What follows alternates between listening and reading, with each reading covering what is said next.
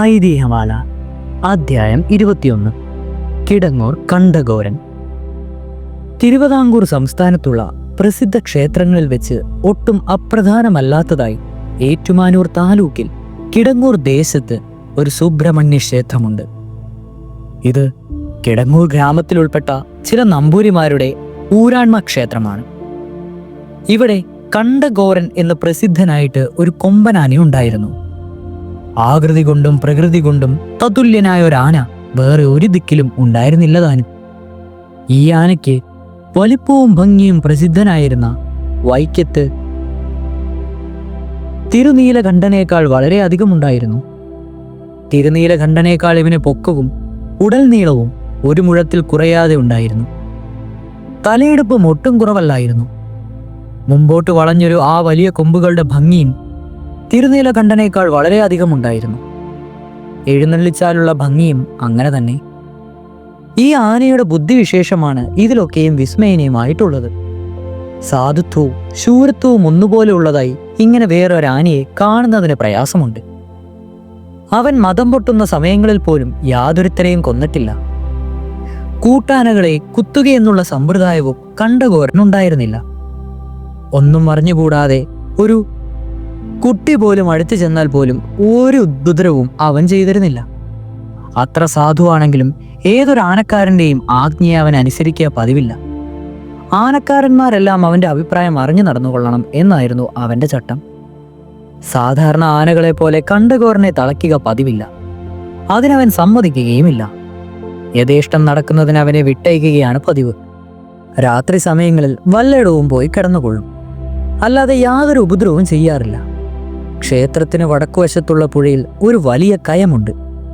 പകൽ സമയം മിക്കവാറും ആ കയത്തിലാണ് അവൻ്റെ കിടപ്പ്. പോത്തുകളോടും എരുമകളോടും കണ്ഠഘോരന് വളരെ സ്നേഹമായിരുന്നു.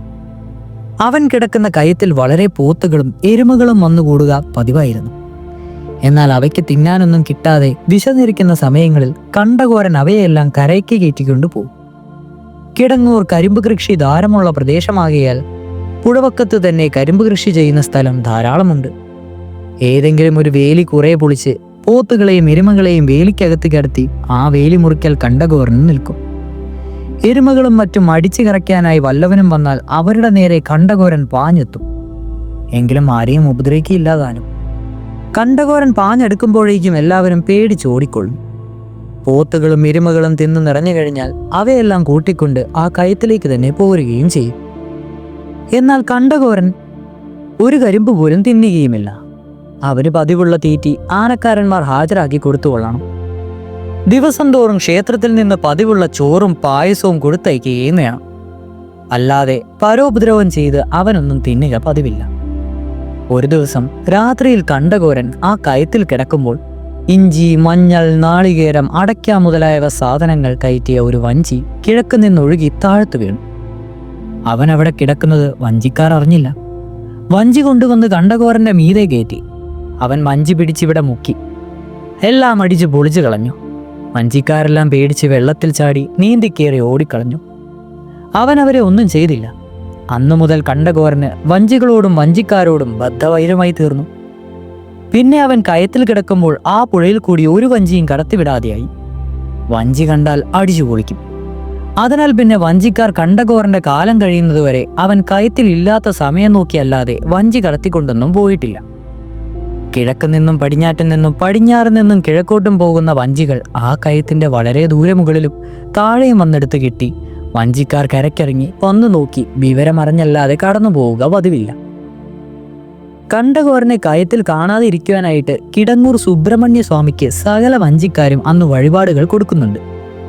അങ്ങനെയുണ്ടായ മുതൽ കൊണ്ട് കിഴക്കേ നടയിൽ ഒരു ദീപ്ത സ്തംഭം ഉണ്ടാക്കിയിട്ടുള്ളത് ഇന്നും നിലകൊള്ളുന്നുണ്ട്. ക്ഷേത്രത്തിൽ എഴുന്നള്ളിക്കാറാകുമ്പോൾ കണ്ഠഘോരനെ ആനക്കാരന്മാർ വിളിച്ചോ പിടിച്ചോ കൊണ്ടുവരിക പതിവില്ല. എഴുന്നള്ളിക്കുന്നതിന് പാണി കുട്ടുന്നത് കേട്ടാൽ അവൻ സ്വയമേ കയത്തിൽ നിന്ന് കയറി കൊടിമരത്തിന് ചുവട്ടിൽ ഹാജരാകും. തലയിൽ കെട്ട് കെട്ടിക്കുന്നതിനായി ആനക്കാരന്മാർ ചെന്നാൽ പിൻഭാഗത്തുകൂടി കയറിക്കൊള്ളുന്നതിന് കാൽ പൊക്കിക്കൊടുക്കും. അതിലേ കയറി തലയിൽ കെട്ട് കെട്ടിച്ച് അതിൽ തന്നെ ഇറങ്ങിക്കൊള്ളണം. അങ്ങനെയാണ് അവൻ്റെ ഏർപ്പാട്. എഴുന്നള്ളിക്കുന്ന ഒരാളല്ലാതെ വേറെ ആരും മുൻവശത്തു കൂടി കയറുന്നത് അവൻ സമ്മതിക്കുകയില്ല. എഴുന്നള്ളിക്കുന്നത് ആരും പറയാതെ തന്നെ കാൽ മടക്കി കൊടുക്കുകയും ചെയ്യും. കുടയാലാവട്ടം, വെഞ്ചാമരം എന്നിവകൾക്കായി കയറുന്നതും പിറകിൽ കൂടി വേണം കയറുവാൻ. ശിവേലി, വിളക്ക് മുതലായവനെ എഴുന്നള്ളിച്ചാൽ കുറച്ച് വേഗം നടക്കുന്നതിനോ പതുക്കെ നടക്കുന്നതിനോ ആനക്കാരന്മാർ ഉത്സാഹിച്ചാൽ ഒന്നും അവൻ അനുസരിക്കുകയില്ല. അവനൊരു നിശ്ചയമൊക്കെയുണ്ട്, അതുപോലൊക്കെ നടക്കും. അവൻ്റെ നിശ്ചയം ഒട്ടും തരക്കേടുള്ളതായി ആർക്കും തോന്നിയിട്ടുമില്ല. ചെണ്ടമേളത്തിനും മറ്റും ഓരോരോ നിലകൾക്ക് ഇന്നിന്ന സ്ഥലങ്ങളിൽ ഇതിത്ര താമസിക്കണമെന്ന് അവനറിയാം. അതുപോലെയൊക്കെ അപ്രകാരം തന്നെ ഉത്സവത്തിൽ 2-ാം ദിവസത്തേക്കാൾ 3-ാം ദിവസം കുറച്ചധികം താമസിക്കും. അതിനേക്കാളധികം പിറ്റേ ദിവസം താമസിക്കും. അങ്ങനെ ഉത്സവത്തിന്റെ കേമത്വം കൂടി വരുന്ന ക്രമത്തിന് തക്കവണ്ണമൊക്കെ അവൻ നിൽക്കും. പള്ളിവേട്ട, ആറാട്ട് ഇങ്ങനെയുള്ള ദിവസങ്ങളിൽ യഥാക്രമം വെളുപ്പാങ്കാലമാവുന്നത് വരെ നിൽക്കുന്നതിന് അവൻ ഒരു വിരോധവുമില്ല. അതിനൊന്നും ആരും പറയേണ്ട ആവശ്യം പോലും അവനില്ല. എന്നാൽ ഒരു ദിവസം വിളക്കോ ശിവേലിയോ കുറച്ച് വേഗം കഴിച്ചു കൊള്ളയാമെന്ന് വിചാരിച്ചാൽ അവൻ സമ്മതിക്കുകയുമില്ല. അവൻ നടക്കാതെ എന്തു ചെയ്യും? അപ്രകാരം തന്നെ ഒരു ദിവസം പതിവിൽ കുറച്ചധികം വിസ്തരിച്ചു വേണമെന്ന് വെച്ച് പതിവിലധികം താമസിക്കാൻ കണ്ടഘോരൻ സമ്മതിക്കുകയില്ല. പതിവുള്ള സമയമായാൽ അവൻ അങ്ങോട്ട് നടന്നു തുടങ്ങും. പിന്നെ വാദ്യക്കാർ മുതലായവർ നടക്കുകയല്ലാതെ എന്തു ചെയ്യും? ഉത്സവത്തിൽ ഓരോ ദിവസത്തെ വിളക്കിന് പതിവിൻപടിയിലുള്ള വെളിച്ചെണ്ണ അളന്നെടുത്താൽ പതിവ് പോലെയുള്ള തീവെട്ടി ഉണ്ടായാൽ വിളക്ക് കഴിയുമ്പോൾ ശരിയായിട്ടിരിക്കും. വെളിച്ചെണ്ണ പതിവിൽ കുറച്ചധികം എടുത്താൽ വിളക്ക് കഴിയുമ്പോൾ അധികം എടുത്ത് അധികമുണ്ടായിരിക്കും. കുറച്ചെടുത്താൽ കുറവുള്ളതെടുത്തുകൂടെ എടുക്കാതെ തികയുമില്ല. അത്ര കണിശമാണ് കണ്ടഘോരന്റെ കാര്യം. കണ്ടഘോരൻ ഉണ്ടായിരുന്ന കാലത്ത് വിളക്ക് വെക്കുക, വെളിച്ചെണ്ണയ്ക്ക് കള്ളക്കണക്ക് എഴുതാൻ ദേവസ്വ ശമ്പളക്കാർക്ക് കഴിഞ്ഞിട്ടില്ല. എന്തെങ്കിലും വ്യത്യാസം ചെയ്താൽ ഉടനെ വെളിപ്പെട്ടു പോകും. കണ്ടഘോരൻ നേരെ നീക്കം വരുത്തുകയില്ലെന്ന് സർവ്വസമ്മതമാണ്. കണ്ടഘോരന്റെ സ്വഭാവ ഗുണത്തിന് ദൃഷ്ടാന്തമായി അനേകം സംഗതികൾ ഉണ്ടായിട്ടുള്ളതിൽ ഒന്ന് പറയാം. ഒരു ദിവസം ശീവേലി കഴിഞ്ഞ് കണ്ടഘോരൻ ഒരിടവഴിയിൽ കൂടി പോകുമ്പോൾ ഒരു കോണ് തിരിയുന്ന ദിക്കിൽ വെച്ച് ഒരു വയോധികയായ അന്തർജനവുമായി തൊട്ടു തൊട്ടില്ല എന്ന വിധത്തിൽ അടുക്കുന്നതിനിടയായി. ആനയെ അടുത്ത് കണ്ടപ്പോഴേക്കും ആ വൃദ്ധയായ അന്തർജനം പേടിച്ച് വിറച്ച് അവിടെ വീണു. പിന്നാലെ തുണയായി വന്നിരുന്ന അച്ചിപ്പെണ്ണ് പേടിച്ച് പിന്നോക്കം ഓടിപ്പോയി. ആനയ്ക്കൊഴിഞ്ഞു പോകുന്നതിനും തിരിഞ്ഞു പോകുന്നതിനും ആ ഇടവഴിക്ക് വിസ്താരമില്ലായിരുന്നു. കണ്ടഘോരൻ കുറച്ചു സമയം അവിടെ നിന്നു.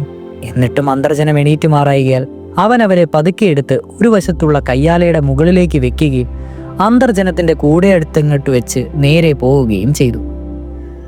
ആനക്കാരന്മാർ ആരും കൂടെയില്ലായിരുന്നു എന്ന് പറയേണ്ടതില്ലല്ലോ. ആ അന്തർജനത്തിന് ലവലേശം വേദനയുണ്ടായില്ല. ഇത്രയും ബുദ്ധിഗുണം ഏതാനയ്ക്കുണ്ട്? ആന കടന്നുപോയി. കുറച്ചു കഴിഞ്ഞപ്പോൾ അന്തർജനം പതുക്കെ എണീറ്റ് കുടയും എടുത്ത് പോവുകയും ചെയ്തു. ഇങ്ങനെ അവന്റെ അത്ഭുതകർമ്മങ്ങൾ വളരെയേറെയുണ്ട്. കണ്ടഘോരനെ തടി പിടിപ്പിക്കുവാൻ പലരും കൊണ്ടുപോവുക പതിവുണ്ട്. എത്ര വണ്ണവും എത്ര നീളവും ഉണ്ടായാലും അവന് പിടിക്കുവാൻ വയ്യാത്ത തടിയില്ല. വക്ക കെടുത്തു കൊടുത്താൽ ഏത് തടിയും അവൻ കൊണ്ടുപോകും. എന്നാൽ അതും അവന്റെ മനസ്സുകൂടാതെ ആര് വിചാരിച്ചാലും പറ്റുകയുമില്ല. ആനക്കാരന്മാർക്കും ദേവസ്വത്വത്തിലേക്കും വല്ലതും മുറപ്രകാരം കൊടുക്കുന്നതിനു കൂടാതെ കണ്ടഘോരനോടും കൂടി വല്ലതും കൊടുക്കാതെ അവനെ കൊണ്ട് തടി പിടിപ്പിക്കുവാൻ ആര് വിചാരിച്ചാലും സാധിക്കില്ല. എന്നാൽ ആനക്കാരന്റെ മനസ്സുകൂടാതെ കഴിയുമോ? അതുമില്ല. 5-6 ആനക്കാരന്മാരുണ്ടായിരുന്നുവെങ്കിലും അവരിൽ പ്രധാനമായ ഒരുത്തനുണ്ട്. അവൻ കൂടെയില്ലാതെ കണ്ടഘോരൻ ആ കിടങ്ങൂർ ക്ഷേത്രത്തിൽ നിന്നും 1/4 നാഴിക തികച്ചു ദൂരെ പോവുകയില്ല. യാതൊരു തടിയും പിടിക്കുകയുമില്ല. അതിനാൽ ദേവസ്വക്കാരുടെ സമ്മതം വാങ്ങിയ ശേഷം ആനക്കാരന് വല്ലതും കൊടുത്ത് അവനെയും സമ്മതിപ്പിക്കണം. പിന്നെ കണ്ടഘോരന് ഇന്നത് കൊടുക്കാമെന്ന് ഒരു ഉടമ്പടിയും പറയണം. കണ്ടഘോരനുള്ളത് തടി പിടിച്ച് പറയുന്ന സ്ഥലത്ത് വെച്ചതിൻ്റെ ശേഷം കൊടുത്താൽ മതി. തടി പിടിച്ചു കഴിഞ്ഞാൽ ഉടനെ കൊടുത്തില്ലെങ്കിൽ തടി തിരിയെ പിടിച്ചു മുമ്പ് കിടന്നിരുന്ന ദിക്കിൽ കൊണ്ടുചെന്നിടും. അങ്ങനെയാണ് കണ്ടഘോരന്റെ പതിവ്. പിടിക്കാനുള്ള തടിയും നീളവും വണ്ണവും പിടിച്ചാൽ കൊടുക്കുന്ന പ്രതിഫലവും ആദ്യമേ പറയണം. അപ്പോൾ കണ്ടഘോരൻ സമ്മതിച്ചാലും ഇല്ലെങ്കിലും ശിരംകമ്പനം, ഗർജിതം മുതലായവ കൊണ്ട് അവനെ അറിയിക്കും. സമ്മതിച്ചില്ലെങ്കിൽ കുറച്ചുകൂടി വല്ലതും കൊടുക്കാമെന്ന് പറഞ്ഞാൽ അപ്പോൾ സമ്മതിച്ചവൻ നല്ലതുപോലെ തലകുലുക്കും. കണ്ടഘോരന്റെ പ്രതിഫലം സാധാരണ പഴക്കുല, നാളികേരം, ശർക്കര, പായസം മുതലായവയാണ്. ഒരിക്കൽ ഒരാൾ കൂടി ഒരു വലിയ തടി പിടിപ്പിക്കുന്നതിന് ആവശ്യപ്പെട്ടു. ദേവസ്വക്കാരും ആനക്കാരും സമ്മതിച്ചു. കണ്ടഘോരൻ എന്തു കൊടുക്കുമെന്ന് ആനക്കാരൻ ചോദിച്ചു. 10 കുല പൂവമ്പഴവും 10 നാളികേരവും 1 തുലാം ശർക്കരയും കൊടുക്കാമെന്ന് ആവശ്യക്കാരൻ പറഞ്ഞു. ഉടനെ ആനക്കാരൻ പതിവ് പ്രകാരം തടി കണ്ടഘോരനെ കൊണ്ട് പിടിപ്പിച്ചു കൊടുത്തു. എന്നാൽ തടി പിടിപ്പിച്ചപ്പോൾ തടിയുടെ ഉടമസ്ഥൻ അത് കൊടുത്തില്ല. എന്നു മാത്രമല്ല, കുറച്ചു ദിവസം കഴിഞ്ഞു തരാമെന്ന് പറഞ്ഞു. ഇത് കണ്ടഘോരൻ കേട്ടപ്പോൾ അവന് കോപം സഹിക്കവയ്യാതെ തടിയെടുത്ത സ്ഥലത്ത് തന്നെ കൊണ്ടുചെന്നിടുകയും ചെയ്തു. ആ സമയത്ത് തടിയുടെ ഉടമസ്ഥൻ അവിടെ ഉണ്ടായിരുന്നില്ല. തടിയുടെ ഉടമസ്ഥൻ നോക്കിയപ്പോൾ തടി പൂർവ്വസ്ഥലത്ത് തന്നെ കിടക്കുന്നത് കണ്ടു വളരെ വ്യസനപ്പെട്ടു. വേറെ പല ആനകളെയും അതിയായി വിളിച്ചു. എന്നാൽ മറ്റാനകൾക്കൊന്നും അതിനെ എല്ലിട പോലും നീക്കുവാൻ സാധിച്ചില്ല. അവസാനം വീണ്ടും ആ ഉടമസ്ഥൻ കണ്ടകോരനെ തന്നെ ശരണം പ്രാപിക്കേണ്ടി വന്നു. ഉടമസ്ഥൻ ചെന്ന് പറഞ്ഞപ്പോൾ ദേവസ്വക്കാരും ആനക്കാരും സമ്മതിച്ചുവെങ്കിലും കണ്ടകോരൻ വിളിച്ചപ്പോൾ അവൻ ചെയ്തതേയില്ല. അങ്ങനെ കണ്ടകോരന്റെ കഥകൾ അങ്ങനെ കിടക്കുന്നു. ഇതോടുകൂടി ഐതിഹ്യമാലയുടെ ആദ്യത്തെ ഗ്രന്ഥത്തിലെ 21 അധ്യായങ്ങളും തീർന്നിരിക്കുകയാണ്. ഇനി രണ്ടാം ഗ്രന്ഥത്തിൽ 22 മുതലുള്ള ഐതിഹ്യങ്ങളാണ്. അതായത് കുമാരനല്ലൂർ ഭഗവതി തൊട്ടുള്ള കഥകൾ തുടരും.